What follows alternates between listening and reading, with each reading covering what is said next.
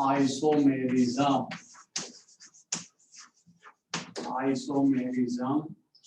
In coordination compound.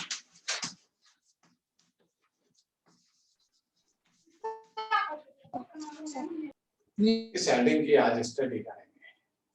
Coordination compound के अंदर भी आइसोमेरिज्म होगी, और यहाँ जो आइसोमेरिज्म है वो स्पेशल टाइप की आइसोमेरिज्म है। इसमें भी आइसोमेरिज्म दो टाइप की होती है, स्ट्रक्चरल आइसोमेरिज्म,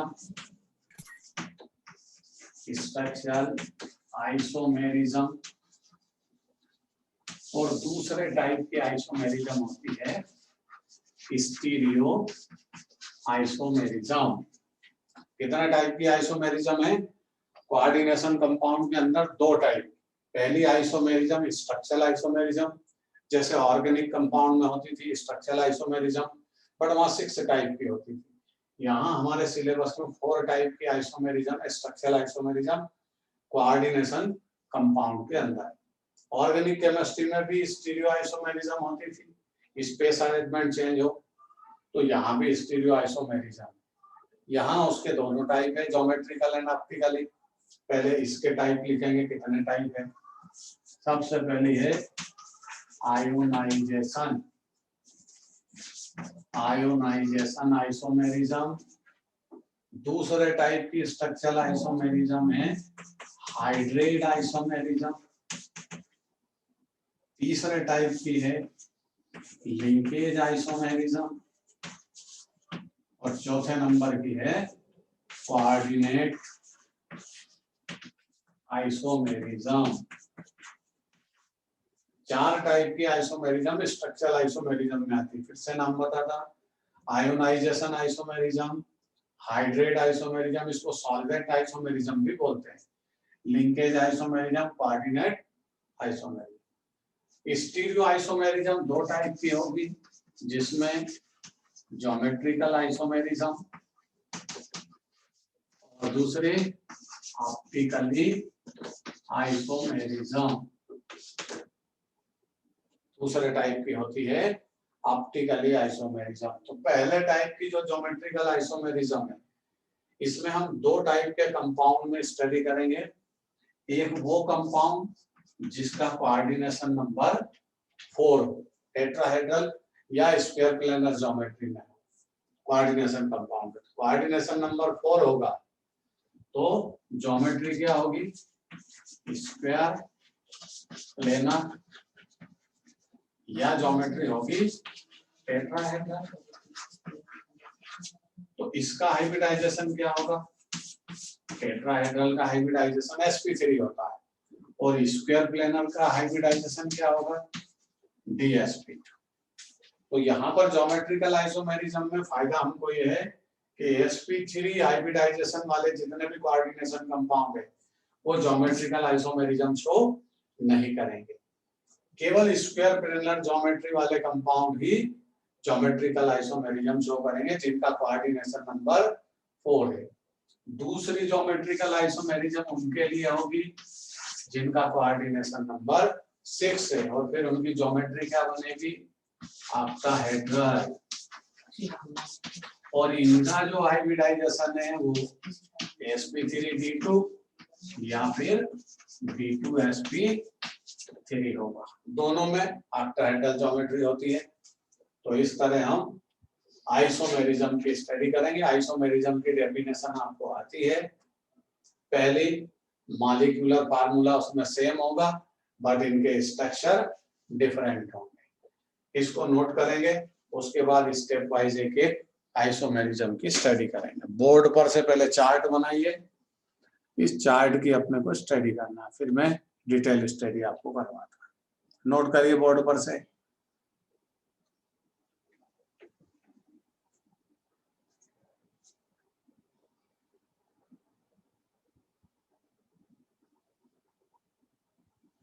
जब नोट कर लें तो चैट में डन लिखे, ओके लिखे, यस लिखे। आइसोमेरिज्म की डेफिनेशन लिखिए, लीड पेन चलाइए। Isomerism is the phenomena of compound. Isomerism is the phenomena of compound in which same molecular formula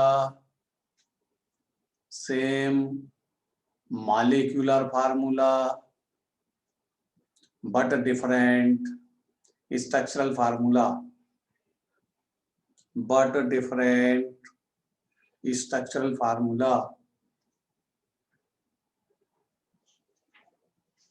and physical and chemical properties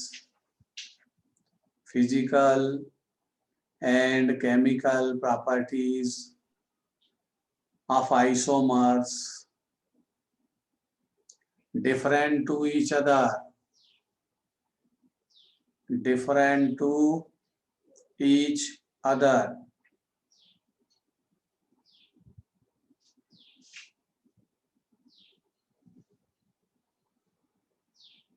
board पर जो chart बना हुआ है आप उसको बना लीजिए, फिर इसकी डिटेल स्टडी करेंगे।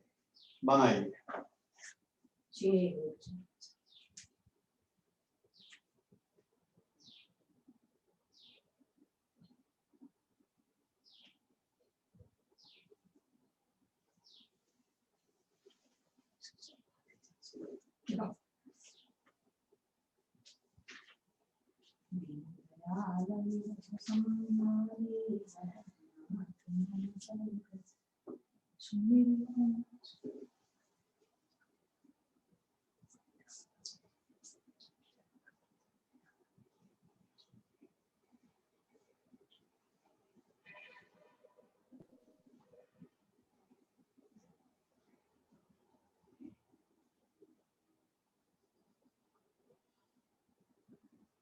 चलिए, नोट किया सबने?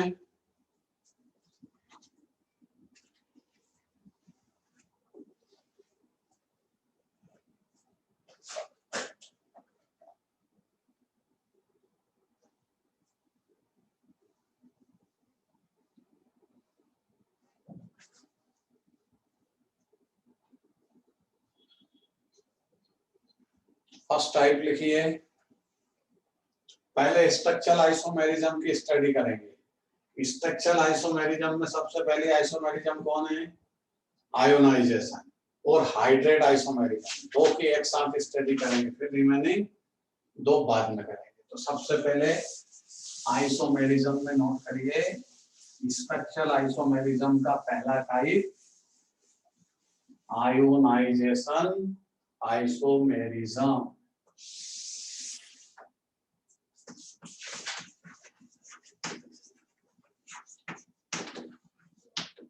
आयोनाइजेशन आइसोमेरिज्म, ठीक है।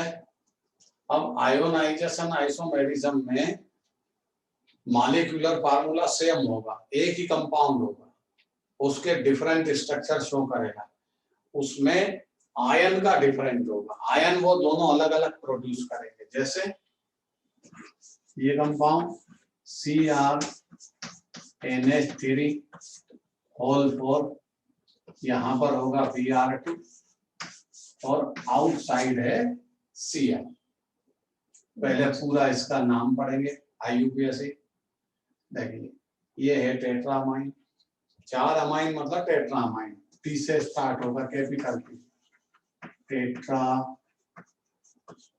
अमाइन, अमोनिया को अमाइन बोलते हैं। फिर इसमें दो लिगेंड, कोऑर्डिनेशन स्फीयर के अंदर कौन कौन है? कोऑर्डिनेशन स्फीयर के अंदर 4 न्यूट्रल लिगेंड है और 2 नेगेटिव लिगेंड है, बट यहाँ अल्फाबेटिकली हम यूज करते हैं। अल्फाबेटिकली मतलब जो ABCD में पहले आएगा उसका नाम पहले लेते हैं। तो tetra amine, dibromide,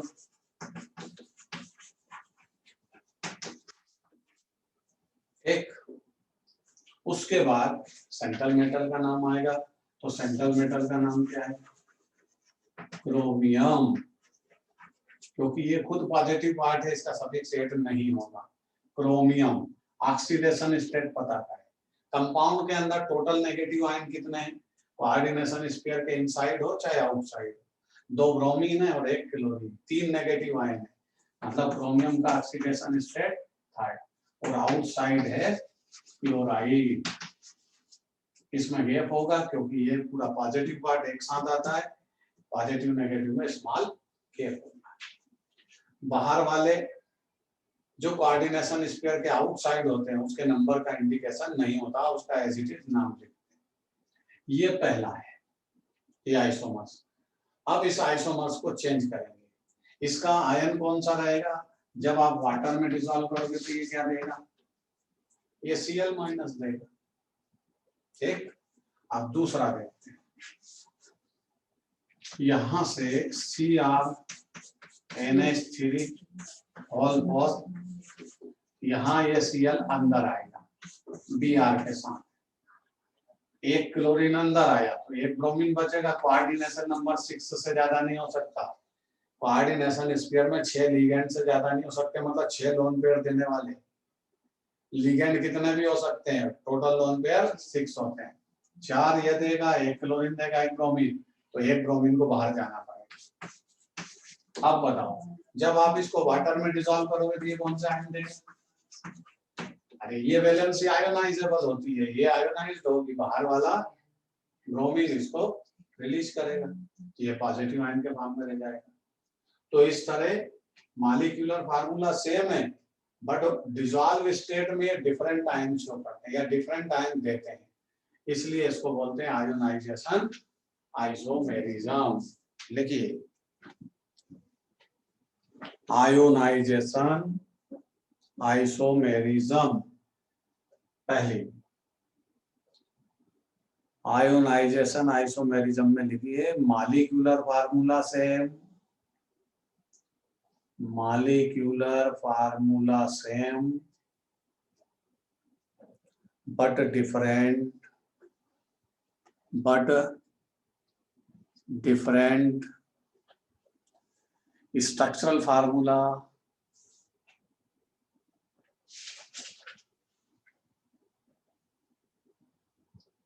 but on dissolve state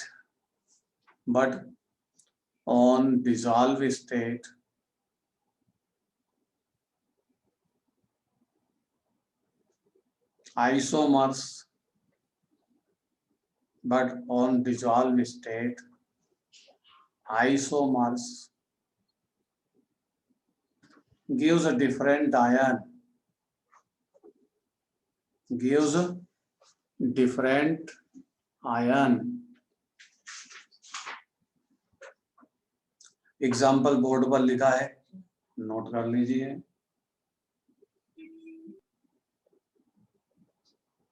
example ionisation isomerism का बोर्ड पर लिखा हुआ है, उसको नोट कर लीजिए।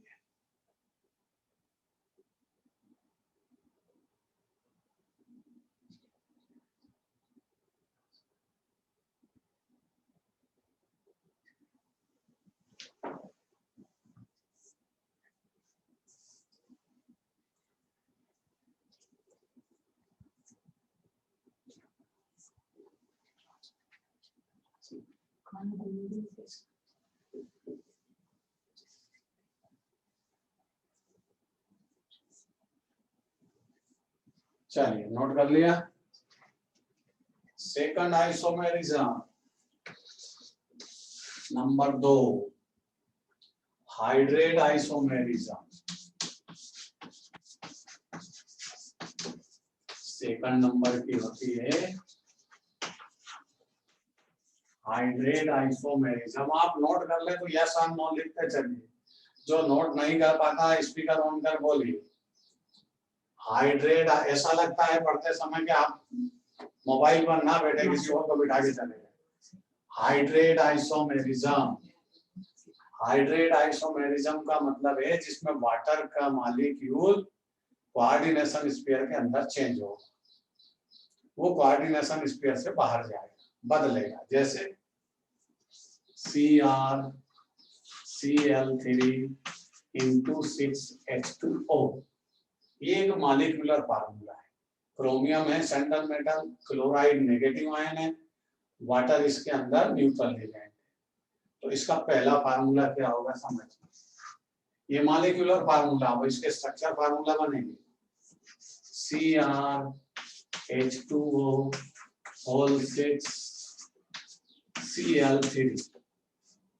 देखिए 6 वाटर मॉलिक्यूल एज लिगेंड की तरह काम करते हैं, 6 लोन पेयर क्रोमियम को डोनेट करते हैं, इसलिए क्रोमियम का कोऑर्डिनेशन नंबर 6 है।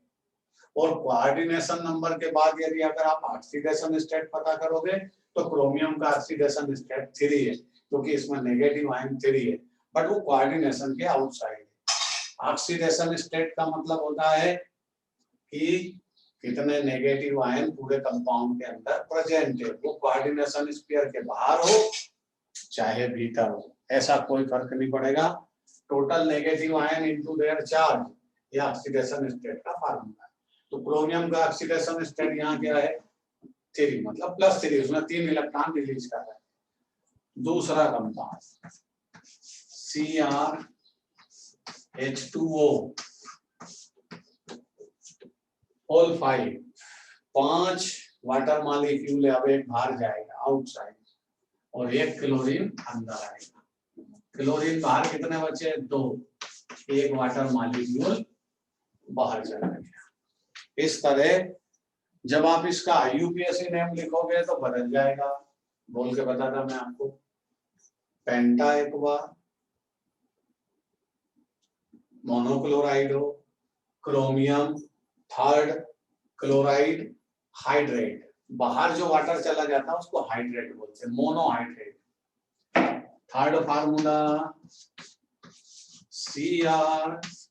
CrH2O होल 4, अब क्लोरीन एक और अंदर आ जाएगी Cl2, यहाँ एक बचेगी, वाटर का मॉलिक्यूल 2 बार हो जाएंगे। फिर से नाम बोलता है IUPAC नेम, ये 3rd आइसोमर्स है इसका, tetra aqua dichlorido chromium 3rd chloride dihydrate, अब 2 वाटर मॉलिक्यूल बाहर है। लास्ट इस मॉलिक्यूलर फार्मूले के 4 आइसोमर्स बनते हैं, तो चौथा आइसोमर से क्या होगा CrH2O होल थ्राइस, तीनों क्लोरीन अंदर आ जाएंगे। यहाँ 6 लोन पेयर देने वाले से ज्यादा नहीं रह सकते, और बाहर कितने वाटर मॉलिक्यूल चले जाएंगे 3। नाम फिर से पढ़ेंगे, tri aqua trichlorido chromium 3rd trihydrate, ये इसके 4 आइसोमर्स है। डायग्राम बना लीजिए, डेफिनेशन में बोल दूंगा, और जब नोट कर लें तो यस और नो बोलिए। लिखिए hydrate isomerism. In this type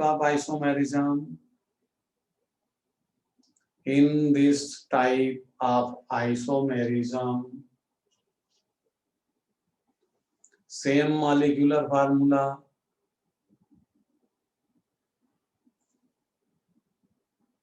but different water molecule in coordination sphere.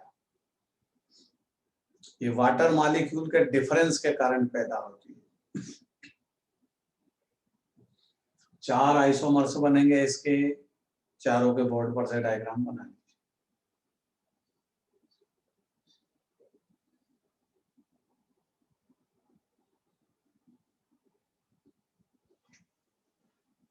अनुराग बैठा हुआ है क्लास में,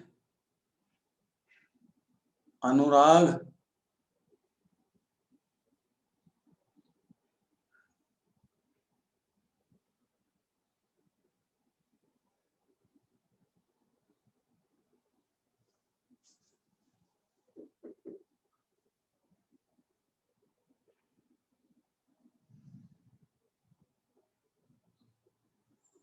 चलिए, जब आप नोट कर लें चैट में लिखिए या सार नो, फिर आगे बढ़ेंगे।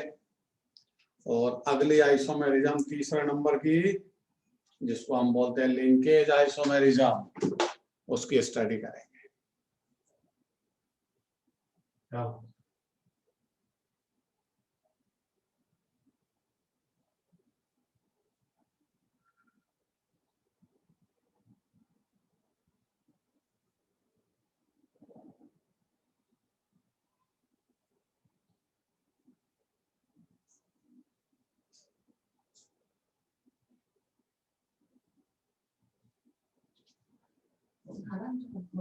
वो 108 हुआ तो 100 मेरे को दिक्कत नहीं।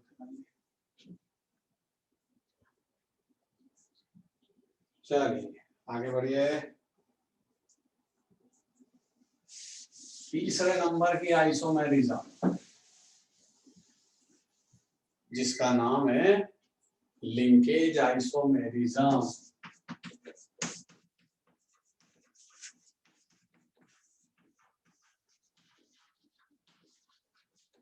लिंकेज आइसोमेरिज्म वो लिगेंड पैदा करता है जो एम्फीडेंटेड लिगेंड होता है।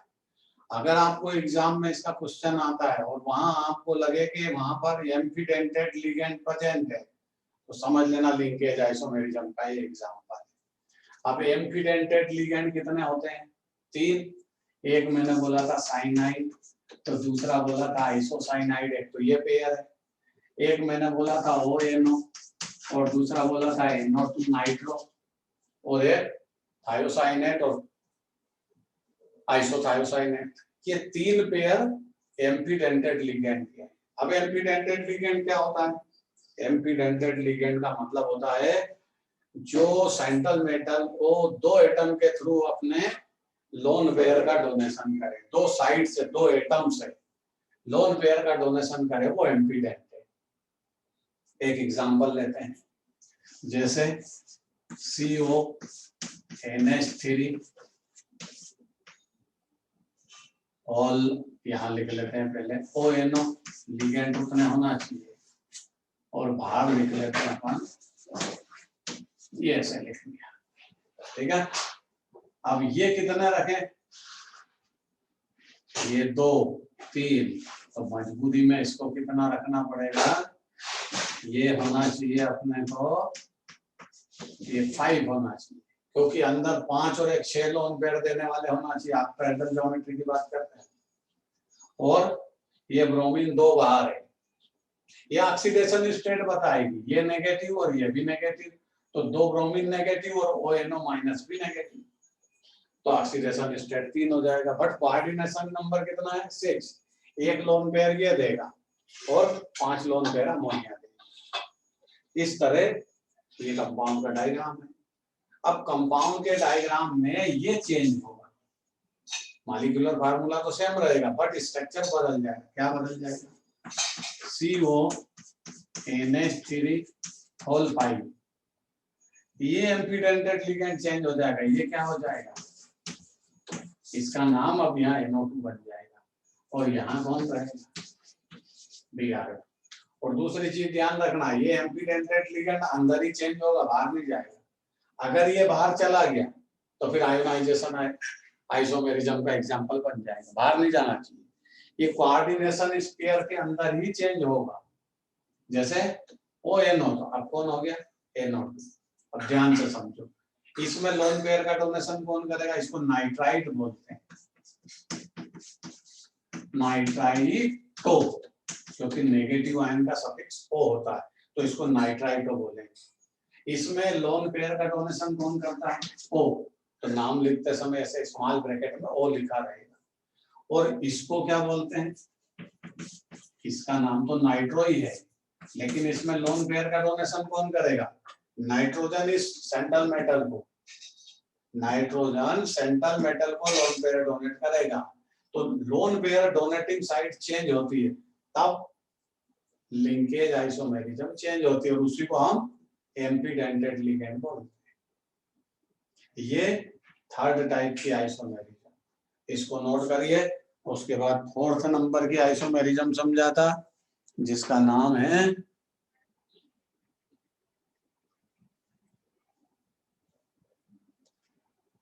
Coordinate isomerism.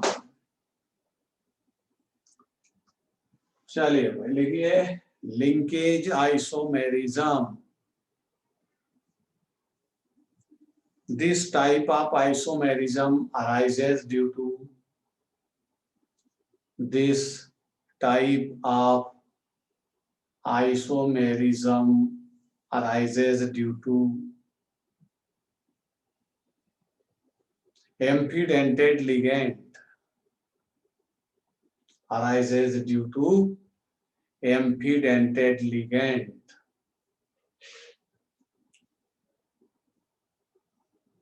और बोर्ड पर से एग्जांपल लिखिए। एम्पीडेंटेड लिगेंड अंदर ही रहेगा।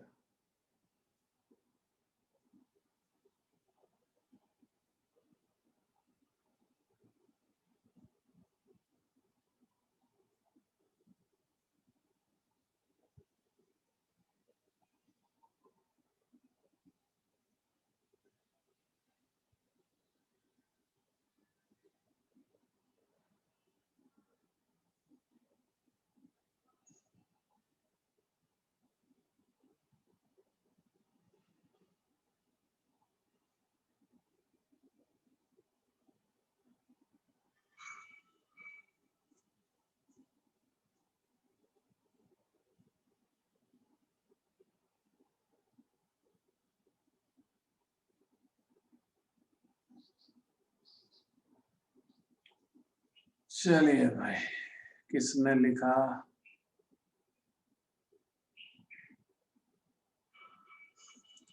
नोट कर लिया सबने?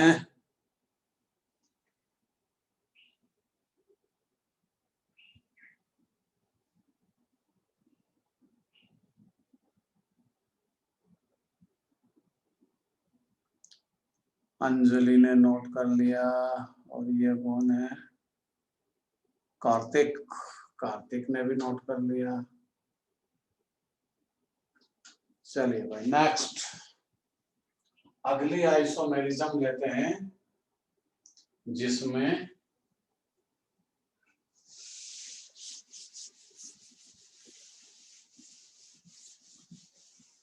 अब देखिए, इसमें एक टाइप की आइसोमेरिज्म को फार्मूला बदल के और आपको कर सकता है। जैसे ये यहां पर 5 अमीन ONO को बाहर ले जाए और एक ब्रोमीन को अंदर ले आए। अभी ये डिसॉल्व स्टेट में कौन से आयन देगा? Bromine ion. और जब ब्रोमीन को आप अंदर करते हैं और इसको 4 कर लें, जब 2 ब्रोमीन अंदर जाएगी तो ये 4 बनेगा। मैं फार्मूला बदल के समझा देता हूँ। CONH3 और यहाँ क्या है? चलिए इसको 5 ही रखते हैं। एक ब्रोमीन को अंदर ले आइए, एक ब्रोमीन को बाहर रखिए, एक ब्रोमीन को ONO को बाहर ले जाइए। तो ये आयन अब कौन से देगा? ONO। पहले कौन से देता था? ब्रोमीन। तो ये आयोनाइजेशन आइसोमेरिज्म का एग्जांपल बने। फिर ये लिंकेज आइसोमेरिज्म का एग्जांपल भी बन सकता। आपने ONO को उठा के बाहर कर दिया। लिंकेज आइसोमेरिज्म का एग्जांपल जब बनेगा ये यहाँ अंदर ही बदले, ये ध्यान रखिए एग्जाम में। चलिए अगली आइसोमेरिज्म आती है, जिसका नाम है कोऑर्डिनेट आइसोमेरिज्म। कोऑर्डिनेट आइसोमेरिज्म, ध्यान से समझिए इसको। ये एग्जांपल है CONH3 यहाँ हो गया CrCN6। ये एक ही कंपाउंड है, 2 कंपाउंड नहीं है। ये कंपाउंड का पॉजिटिव पार्ट है, ये कंपाउंड का नेगेटिव पार्ट है, और इसमें कोऑर्डिनेशन आइसोमेरिज्म पैदा होगी।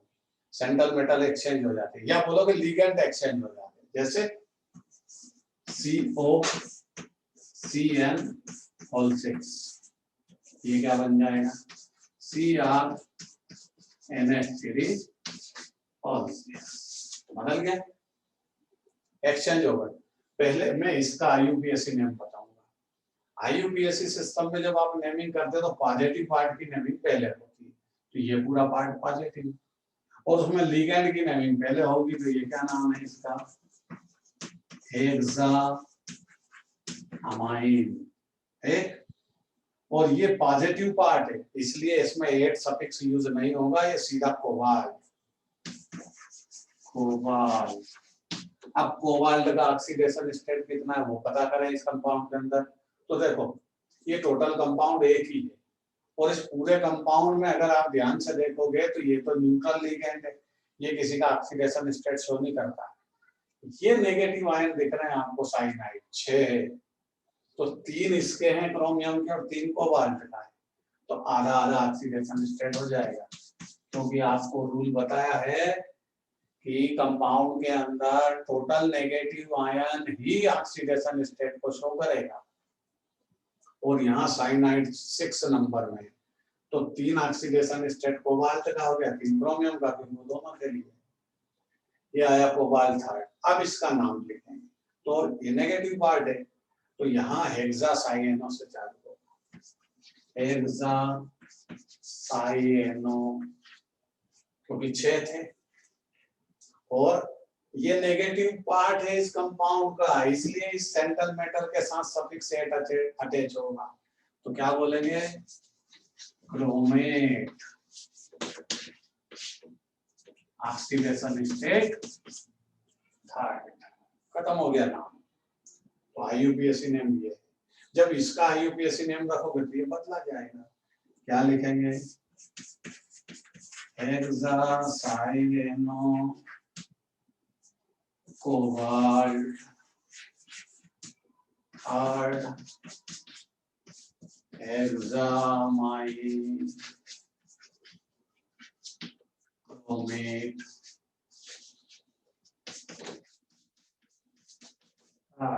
इस तरह भी नाम हो सकता है।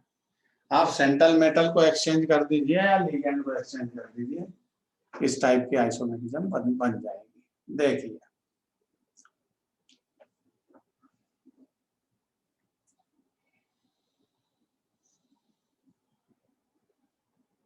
और ऐसे भी हो सकता है, इसको आप ऐसा करके देखिए, यहाँ पर क्या हो जाएगा, इधर से क्रोमियम इधर आ जाएगा, नाम बदल जाएगा, ये आ गया क्रोमियम, इधर क्या आ जाएगा, कोबाल्ट, तो यहाँ क्या हो जाएगा, हेक्सासाइएनो, फिर यहाँ क्रोमियम हो जाएगा, क्रोमियम थर्ड हेक्सामाइन, फिर यहाँ हो जाएगा कोबाल्टेट।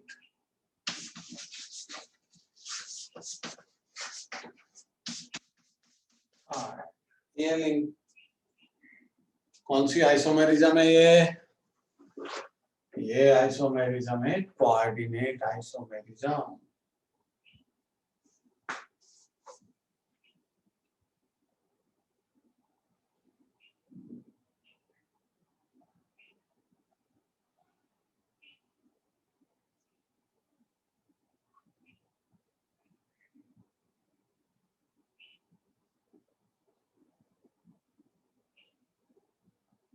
नोट करिए बोर्ड पर से,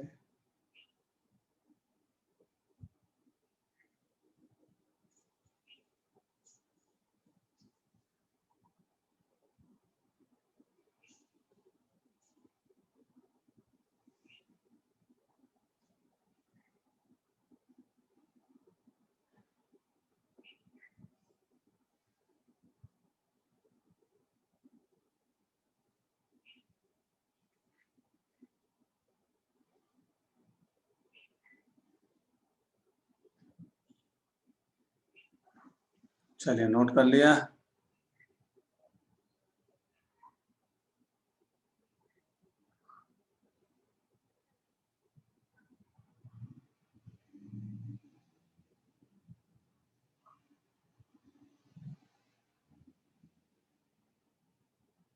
ठीक, आगे बढ़िए।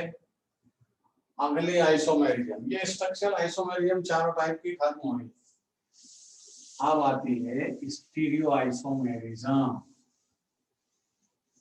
स्टीरियो आइसोमेरिज्म में आपके पास मैंने लिस्ट बनवाई थी अभी जस्ट, ये 2 टाइप की होती है। स्टीरियो आइसोमेरिज्म 2 टाइप की बताई थी आपको, तो पहले हम कौन सी स्टडी करेंगे,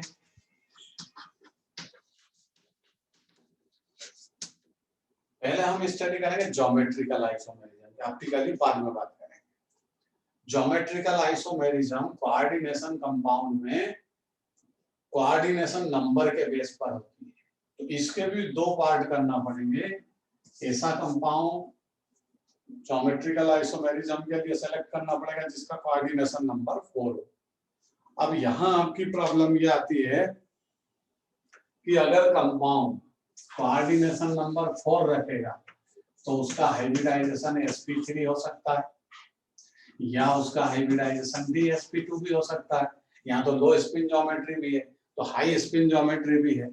टेट्राहेड्रल स्ट्रक्चर भी हो सकता है, sp3 हाइब्रिडाइजेशन हुआ तो ये टेट्राहेड्रल स्ट्रक्चर। अब टेट्राहेड्रल स्ट्रक्चर कैसा होगा वो भी समझिए। ये जैसे सेंट्रल में था, एक यहाँ होगा, एक यहाँ, एक यहाँ, एक यहाँ, ये लिगेंड है और टेट्राहेड्रल ज्योमेट्री में सभी का बॉन्ड एंगल कितना होगा 109 डिग्री 28 मिनट। इसका बॉन्ड एंगल 109 डिग्री 28। इससे इसका बॉन्ड एंगल सभी कितने होते हैं सेम। अब इनके सेम बॉन्ड एंगल है चारों लिगेंड के आपस में, तो फिर इनको आप इधर से इधर घुमाते रहिए। इसकी पोजीशन इधर कर दीजिए, चाहे इसकी पोजीशन इधर कर दीजिए, यहाँ सिस ट्रांस पैटर्न पैदा नहीं होगा। मतलब इसके ज्योमेट्रिकल आइसोमर्स पैदा नहीं हो सकते, नहीं इसके ज्योमेट्रिकल आइसोमर्स नहीं बनेंगे। कौन से ज्योमेट्रिकल आइसोमर्स नहीं बनेंगे? जिनका स्ट्रक्चर sp3 हाइब्रिडाइजेशन के थ्रू टेट्राहेड्रल है, क्योंकि उनके बॉन्ड एंगल सेम होंगे और उनकी पोजीशन को चेंज करने से किसी का कंपैरिजन नहीं हो सकता, इसलिए इनको बोलते हैं लेबिल। इसीलिए इनको क्या बोलते हैं लेबिल। अभी समझिए, फिर उसके बाद हम लिखेंगे दूसरा, जिनका हाइब्रिडाइजेशन कोऑर्डिनेशन नंबर 4 के साथ, ऐसे कंपाउंड जिनका स्क्वायर प्लेनर ज्योमेट्री है उनका हाइब्रिडाइजेशन dsp2 होगा। तो ये हो गया स्क्वायर प्लेनर। अब स्क्वायर प्लेनर होगा तो ज्योमेट्री कैसे बनेगी, एग्जांपल समझिए। जैसे प्लेटिनम, ये सब सेम प्लेन में होंगे ऐसे। इधर किसको लगा दें हम NH3 को, इधर भी किसको लगा दें NH3 को, इधर लगा दें Cl, इधर लगा दें Cl, ये बन गया। अब इसका फार्मूला क्या है, ये ज्योमेट्रिकल आइसोमेरिज्म पैदा करेगा। तो इस dsp2 वाले जितने भी हाइब्रिडाइजेशन वाले कोऑर्डिनेशन कंपाउंड है वो स्क्वायर प्लेनर ज्योमेट्री वाले ज्योमेट्रिकल आइसोमेरिज्म शो करेंगे, इसका सिस और ट्रांस पैटर्न बनेगा। अब इसमें दोनों क्लोरीन 90 डिग्री के एंगल पर है, ये अमीन भी दोनों 90 डिग्री के एंगल पर है। जब same group same in direction होते हैं तो उसको क्या बोलते हैं सिस। तो ये सिस पैटर्न है, ये इसका आइसोमर्स सिस पैटर्न का आता है, क्योंकि हम ज्योमेट्रिकल आइसोमेरिज्म ऑर्गेनिक केमिस्ट्री में पढ़े हैं। सेम इन डायरेक्शन तो सिस और अपोजिट इन डायरेक्शन तो ट्रांस। तो इसका दूसरा ट्रांस बना के समझा था हमने, ये पीटी डायग्राम यही रहेगा, बट ये सेम टाइप के ग्रुप 180 के एंगल पर चले जाएंगे। एक क्लोरीन इधर आ जाएगा तो दूसरा इधर। अब अपनी मजबूरी अमीन को यहाँ और यहाँ डिजाइन करना। देखो ये 180 के एंगल पर आ गए, तो इसको हम बोलते हैं ट्रांस पैटर्न। ठीक है, अब इस कंपाउंड का नाम क्या वो भी लिख लें। तो इस कंपाउंड का नाम है PP NH3 whole twice Cl2 और इस पर चार्ज कितना है 2 पॉजिटिव, मतलब कोई 2 नेगेटिव आयन बाहर होंगे, अपने को मतलब नहीं। बट हमको तो इसकी ज्योमेट्री चाहिए थी, जो कोऑर्डिनेशन स्फीयर की ज्योमेट्री होती है वो सिस ट्रांस पैटर्न देगी, वो बाहर कोई भी है तो वो नहीं देगा। अब देखो इसका नाम क्या बनेगा, डाइअमाइन, 2 अमीन, डाइक्लोराइडो, प्लेटिनम सेकंड, क्योंकि इसका ऑक्सीडेशन स्टेट +2 चार्ज है, लेकिन यहाँ कोई 2 नेगेटिव आयन और बैठे तो 2 नेगेटिव ये और 2 नेगेटिव बाहर है, तो फिर इसका ऑक्सीडेशन स्टेट हो जाएगा 4। ठीक है, ये स्क्वायर प्लेनर ज्योमेट्री में 2 आइसोमर्स इसके बनेंगे। अब इसका फार्मूला क्या है, जनरल फार्मूला हम लिखेंगे तो क्या लिखेंगे A2 B2 ये लिखेंगे। A टाइप के दो है, B टाइप के दो है, तब ज्योमेट्रिकल आइसोमर्स पैदा होंगे। कोऑर्डिनेशन नंबर 4 है, DsP2 हाइब्रिडाइजेशन है, तो ज्योमेट्रिकल आइसोमर्स कब पैदा नहीं होंगे? सुनिए, जब उस कोऑर्डिनेशन कंपाउंड का फार्मूला क्या हो, MF4 चारों टाइप के सेम लिगेंड हो, तब ज्योमेट्रिकल आइसोमर्स नहीं होंगे। या फिर MF3B हो, तब भी ज्योमेट्रिकल आइसोमर्स पैदा नहीं होंगे। ज्योमेट्रिकल आइसोमर्स पैदा कब होगा? स्क्वायर प्लेनर ज्योमेट्री में, जब उसका फार्मूला Ma2B2 हो, दो एक टाइप के हैं, दो एक टाइप। इसके आइसोमर्स कितने बनेंगे? केवल दो, जो बोर्ड पर बने होंगे। अगर फार्मूला बदलोगे क्या बनाओगे?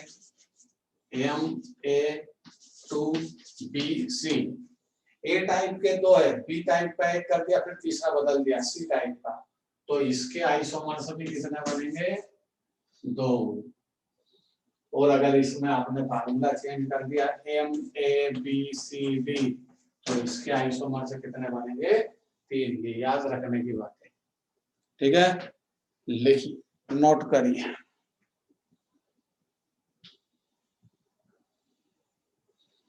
Geometrical isomerism, geometrical isomerism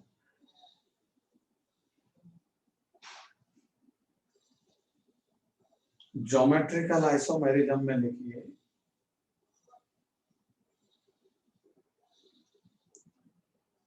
compound containing coordination number 4, compound containing coordination number 4।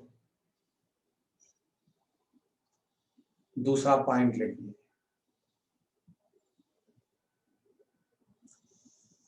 if the hybridization is sp3, if the hybridization is sp3, then a geometry of compound, then geometry of compound will be tetrahedral, geometry will be tetrahedral and compound called labile, board पर लिखा हुआ है, compound called labile.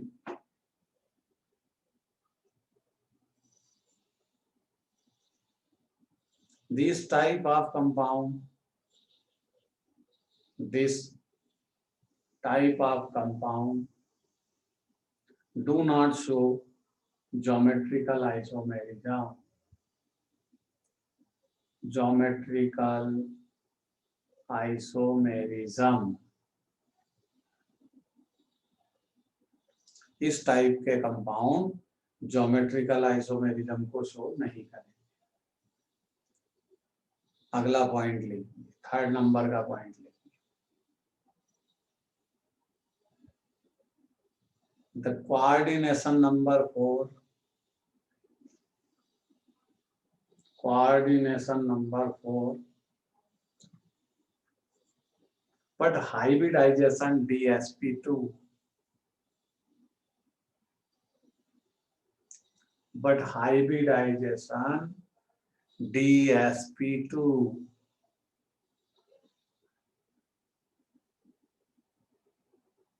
then geometry will be square planar, square planar. This type of compound, this type of compound show geometrical isomers, show geometrical isomerism.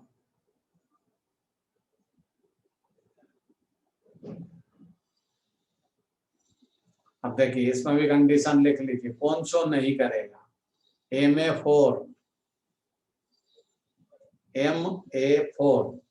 अगर square planar geometry भी और compound का formula ही चारों same type के ligand है MA4, तो geometrical isomerism show नहीं करेगा।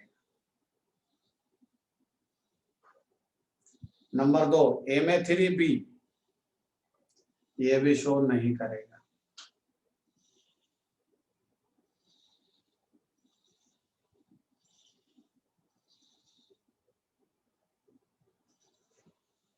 अब बोर्ड पर दो डायग्राम बने हुए हैं,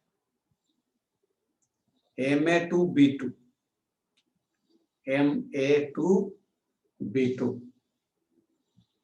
प्लेटिनम वाला डायग्राम बना है सीसो ट्रांस पैटर्न का, उसमें आप डायग्राम बना के लिख लीजिए।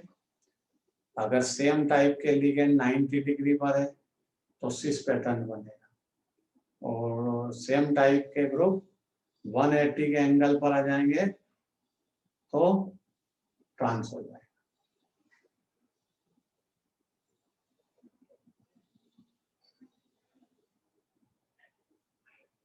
बोर्ड पर से डायग्राम बना लीजिए फटाफट, और ये साइड वाली समरी लिख लीजिए। MA2B2 होगा 2 आइसोमर्स, MA2BC होगा 2 आइसोमर्स, MABCD चारों लिगेंड डिफरेंट टाइप के तो 3 आइसोमर्स बनेंगे। इसके बाद आगे स्टडी करते हैं कोऑर्डिनेशन नंबर 6 वाली।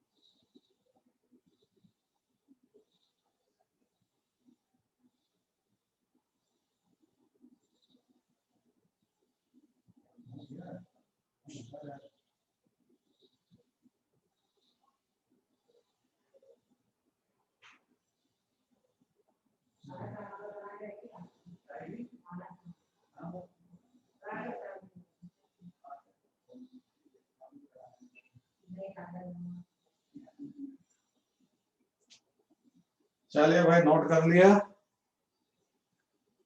चलिए नोट कर लिया सबने, अच्छी बात है। आगे बढ़ते हैं। अब ज्योमेट्रिकल आइसोमेरिज्म उस कंपाउंड की पढ़ेंगे जिसका कोऑर्डिनेशन नंबर 6 हो, तो फिर स्क्वायर प्लेनर ज्योमेट्री नहीं रहेगी, ऑक्टाहेड्रल में चला जाएगा। तो हेडिंग लिखिए, पढ़ रहे हैं हम ज्योमेट्रिकल आइसोमेरिज्म, लेकिन कंपाउंड का फार्मूला क्या है? Octahedral geometry. देखते हैं क्या होता है।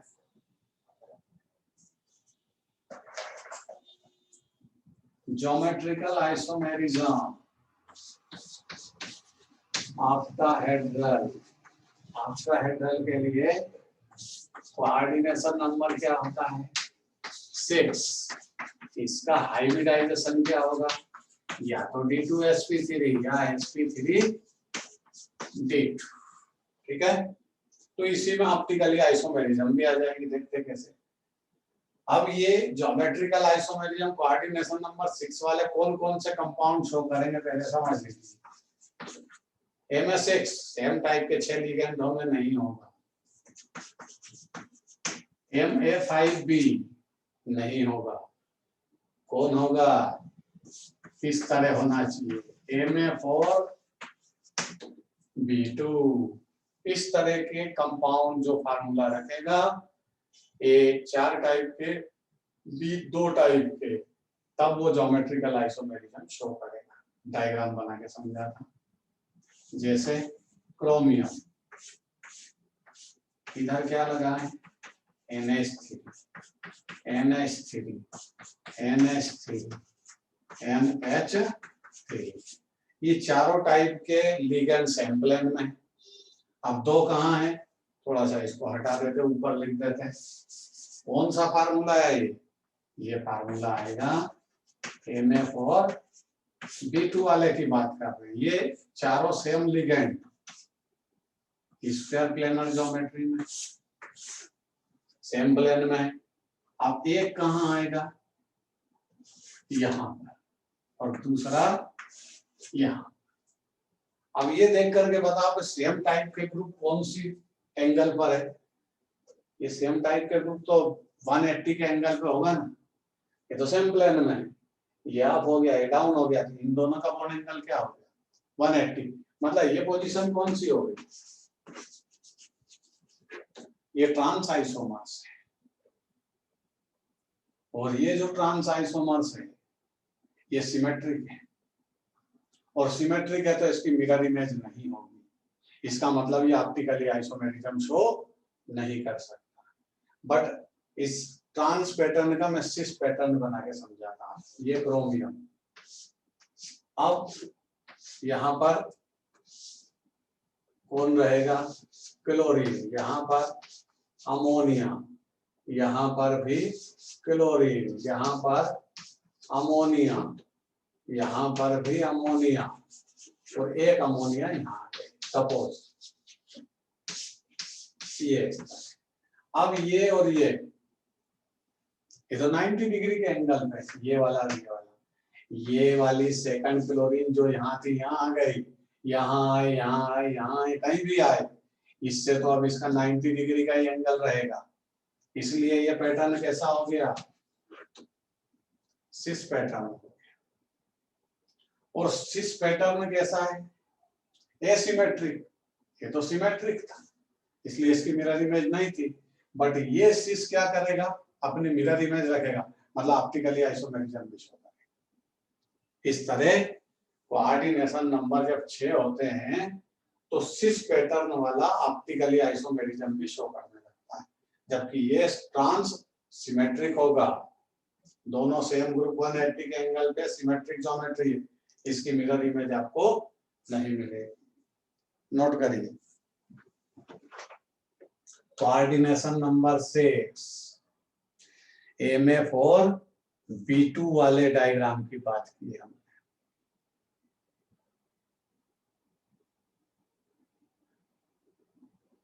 तो ऑप्टिकली आइसोमेरिज्म में मिरर इमेज होगी। जो कंपाउंड अपनी मिरर इमेज शो करे वो ऑप्टिकली आइसोमर्स बन जाए, जैसे ये सिस पैटर्न वाला करता है।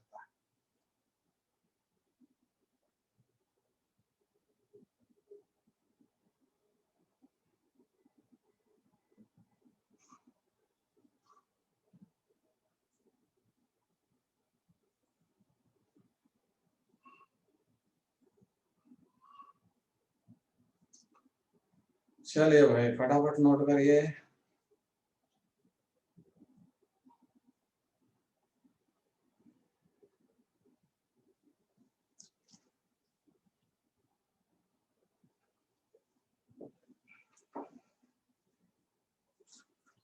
दोनों कंपाउंड की ज्योमेट्री बना करके नोट करिए।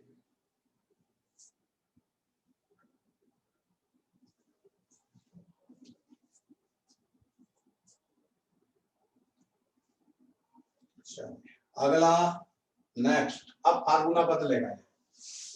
ये MF और B2 का था। अब नया एग्जांपल लेते हैं जिसमें कंपाउंड का फार्मूला क्या रहेगा MF3P3, मतलब A टाइप के 3 और B टाइप के 3, 6 लिगेंड होंगे सेंट्रल मेटल के सराउंडिंग में। जैसे अभी हमने डायग्राम बनाया, दो तो इसमें अप डाउन होते हैं, 4 ऐसे होते हैं, बट इसमें 3 एक टाइप के क्लोरीन क्लोरीन क्लोरीन ऐसे बना दिया। तो इधर कौन बचा NH3 NH3 और यहाँ कौन आ गया NH3। ये तो स्क्वायर प्लेनर चला गया, ये अप डाउन होगा। अब देखो इसमें नेमिंग का जो पैटर्न है ये ज्योमेट्रिकल आइसोमर से तो है, पर इसको सिस ट्रांस पैटर्न से शो नहीं करते, इसका पैटर्न कुछ और बदल दिया। क्लोरीन क्लोरीन क्लोरीन, ये एक फेस पर है, सेम फेस पर है, एक साइड है, और ये दूसरी फेस पर है। तो ऐसे आइसोमर्स को बोलते हैं फेसियल। क्या बोलेंगे? फेसियल। और शॉर्ट टर्म में क्या बोलते हैं? Fake isomers. क्या बोलते हैं इसको? Fake isomers. पहला। दूसरा क्या होगा? चेंज होगा, सिंगल मेटल वही रहेगी, ये अप डाउन, ये 4 इधर। अब यहाँ क्या होगा कि सेम टाइप के ग्रुप सेम फेस पर नहीं होंगे, फेस बदल जाएगी। तो अपन एक को उठा के अमोनिया को इधर बीच में कर दें, यहाँ क्लोरीन रखें, यहाँ अमोनिया, यहाँ क्लोरीन, यहाँ अमोनिया। अब यहाँ क्या बचा? एक क्लोरीन यहाँ रख दीजिए, एक अमोनिया यहाँ रख दीजिए। पूरा डायग्राम बिगाड़ दिया आपने, बदल दिया। इसका मतलब अब सेम टाइप के ग्रुप सेम फेस पर नहीं है। ऐसे ज्योमेट्रिकल आइसोमर्स को बोलते हैं मेरीडियोनल, और इसको हम बोलते हैं मर्फ आइसोमर्स। क्या बोलते हैं इसको? मेरीडियोनल। नोट करिए, ये स्पेशल टाइप का है, ये लास्ट ईयर एग्जाम में आया है नीट के। लिखिए Ma3B3 के फेक और मर आइसोमर्स का फॉर्मेशन होगा।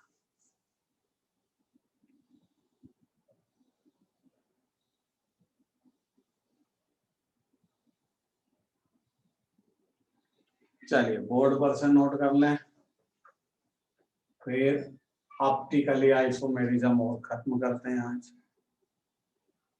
ताकि कल हम नए हेडिंग की स्टार्ट करेंगे। आइसोमेरिज्म खत्म हो गया।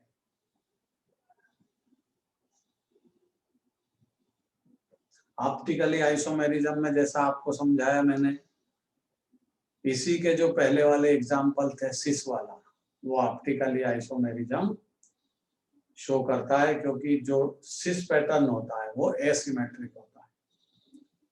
दूसरा एग्जाम्पल लिखता है, ये देखिए, लिख लिया आपने, नोट कर लिया।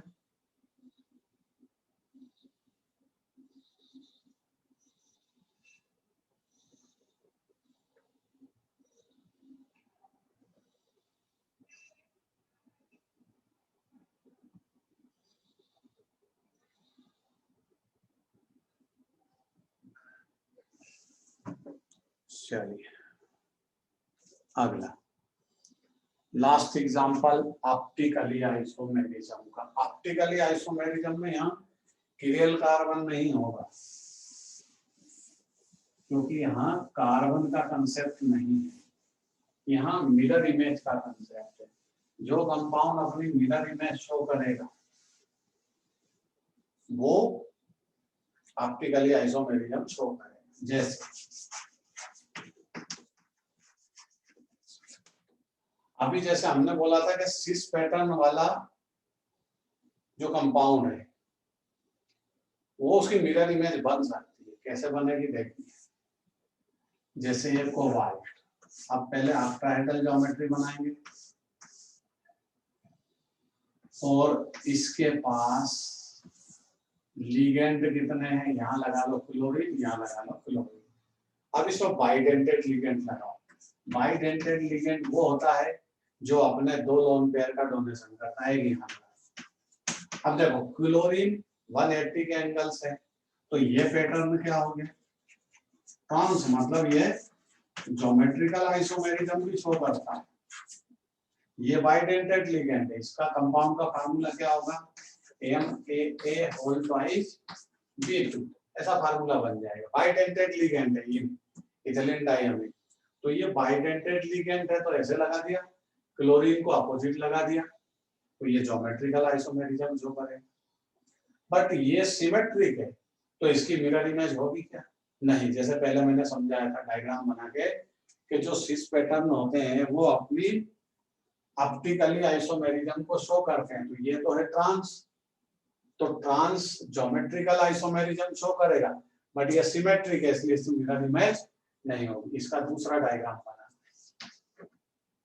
इसी तरह, ये बना एक अप एक डाउन।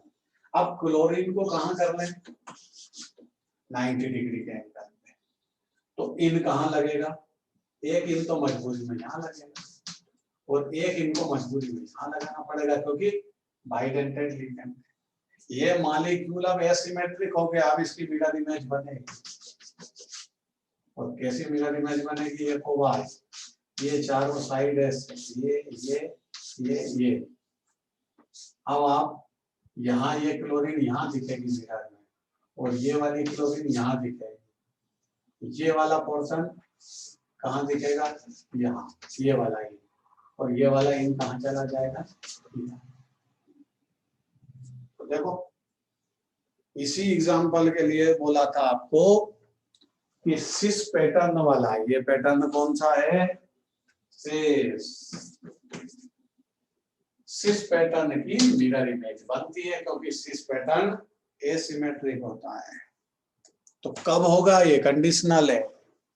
सिस पैटर्न एसिमेट्रिक कब होगा, जब उससे बाइडेंटेड लिगेंड अटैच हो। इस तरह ये सिस पैटर्न ऑप्टिकली आइसोमेरिज्म को शो करेगा। तो ऑप्टिकली आइसोमेरिज्म यहाँ क्या होगी, ऑप्टिकली आइसोमेरिज्म मतलब जिसकी मिरर इमेज बन जाए। बाइडेंटेड लिगेंड 2 भी हो सकते हैं, उसमें बाइडेंटेड लिगेंड 3 भी हो सकते हैं। 3 वाला भी एक एग्जांपल और बना देता। ये देखिए, ये क्रोमियम ऐसे ऐसे ऐसे ऐसे, अब इसके तीनों लिगेंड कैसे हैं, बाइडेंटेड। एक यहाँ लगा, एक यहाँ लगेगा, 2 और एक यहाँ लगेगा। ये हो गया। ऑक्सिलेट भी लग सकता है, जिसको OX अपन बोलते हैं। तो ये मिरर इमेज बना है, इसकी मिरर इमेज बन जाएगी। ठीक है, तो बाइडेंटेड लिगेंड 3 होंगे तब भी इस तरह की आइसोमेरिज्म ऑप्टिकली प्रोड्यूस होगी। ठीक है भाई, बोर्ड पर से नोट कर लीजिए। और आज की क्लास यहीं खत्म करते हैं। कल फिर इसी टाइम मिलेंगे 12:30 को, आपकी क्लास फिर से